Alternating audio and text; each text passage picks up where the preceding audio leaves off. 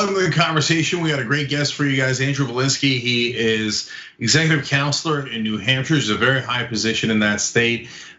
He's running for governor, and he's a true progressive. Bernie Sanders has endorsed him, and that's a pretty good indication that you're a good progressive. So, Andrew, welcome to the conversation. Well, thank you for having me. I'm very proud of that endorsement. I think I'm one of 2 gubernatorial candidates in the nation endorsed by Senator Sanders.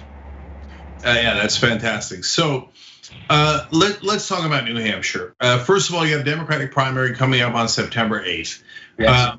I read the local news, and they say that you and your opponent are very similar on policy. Now, that's usually what the media does to try to get people not to vote for progressives. Right. But you tell me, what are the biggest distinctions between you and your opponent in the primary? Well, let's start here. Most of what I know about New Hampshire state government, I learned by suing it. I organized a team that challenged the state on how we fund our schools in the 90s. And we proved how unfair it was and how quality was all over the place in our state.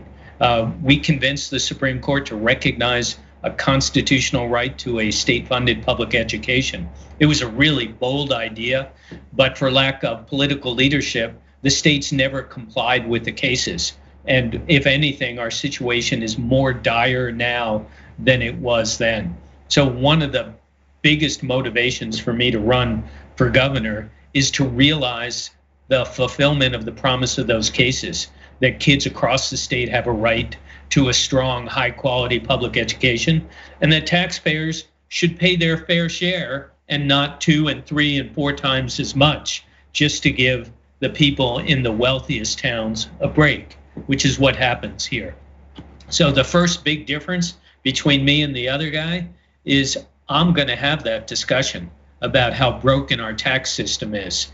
The other guy thinks he can close loopholes and find enough money in between the cushions on the State House couch to fix the problem.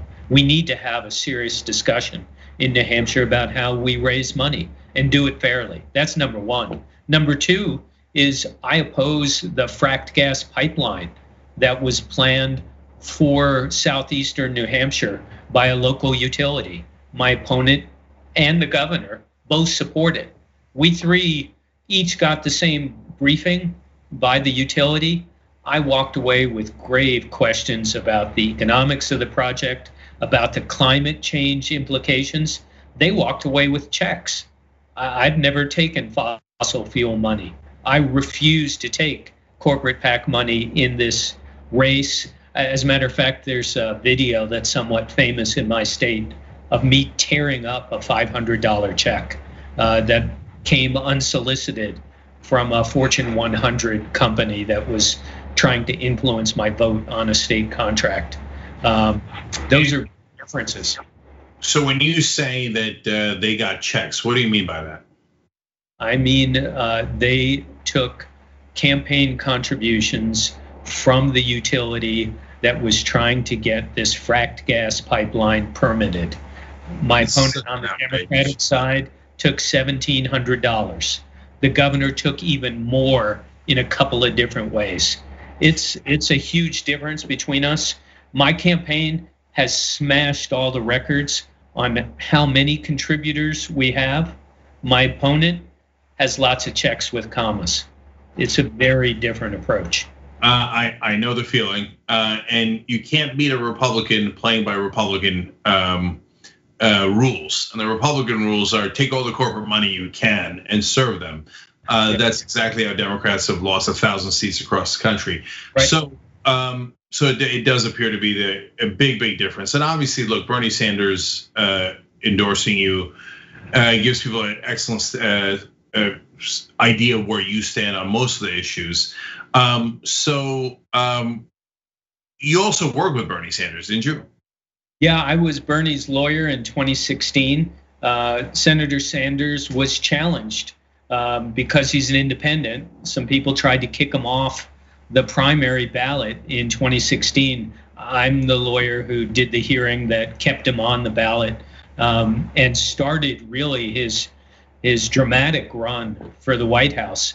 When I signed on with Senator Sanders in the summer of 15, I thought he'd get a couple of points in the New Hampshire primary. I just wanted to keep the policy issues that he's so well known for alive in the debate.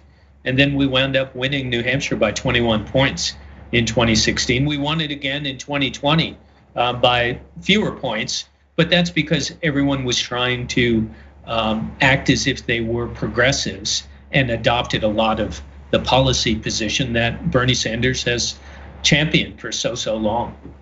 Okay, and you're taking no corporate PAC money? No corporate PAC money.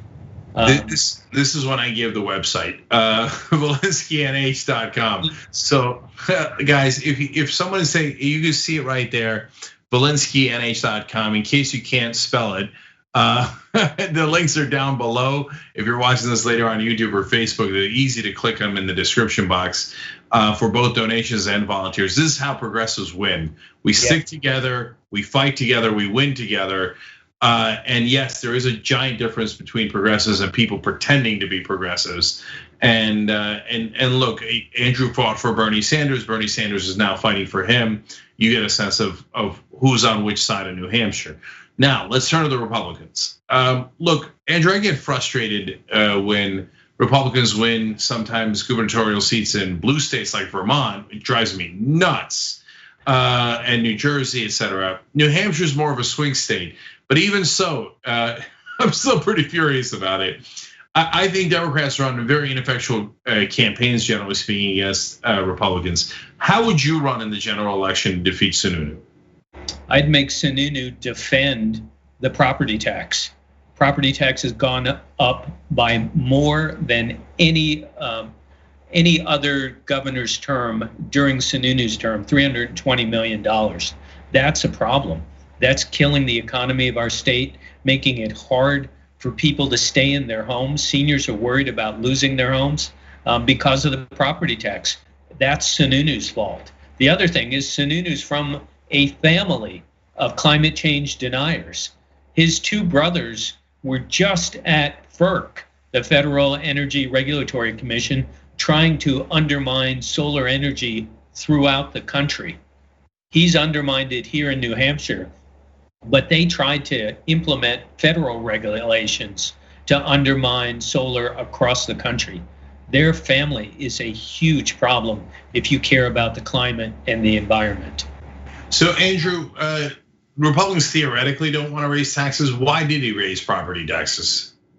He raised it because that's how he balanced the state budget. So he claimed to balance the state budget, but really all he did is shift state responsibilities down to the local level and make us pay for it with our local property taxes. It kept the business taxes low, but he didn't realize that businesses in New Hampshire pay twice as much in property taxes as they pay in business taxes. So perversely, he made it worse even for the businesses in our state, but he got to claim that he balanced the budget. He did it on the backs of hardworking people who pay their property taxes every 6 months. So Andrew, how would you do it differently?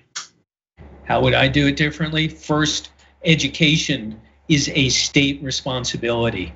And so instead of the state making the local district pay for 3/4 of the cost of education, 3/4 of it needs to be paid for at the state level with state funds. That would even out all of the unfairness that currently exists. You know, Mitt Romney has a $10 million estate on the lake here in New Hampshire. He pays one of the lowest property tax rates of any community in the state. And if you can buy yourself a big house, pay for admission to one of those wealthy communities, you too can have low property taxes, but you do it because you drive up the property taxes on everyone else around you. It's a totally unfair system, and we need to call it out for that, and we need to make sure that the blame lies where it should lie with Chris Sununu. Okay, so you obviously education is a huge part of your campaign here to get fair and equal education across New Hampshire. What are your other top priorities? Combating climate change. Sununu hasn't met a pipeline project that he doesn't love. He tried to advance this fracked gas pipeline project and an electricity transmission project called Northern Pass. He's taken more than $100,000 from the electric utility here in our state in inauguration funds.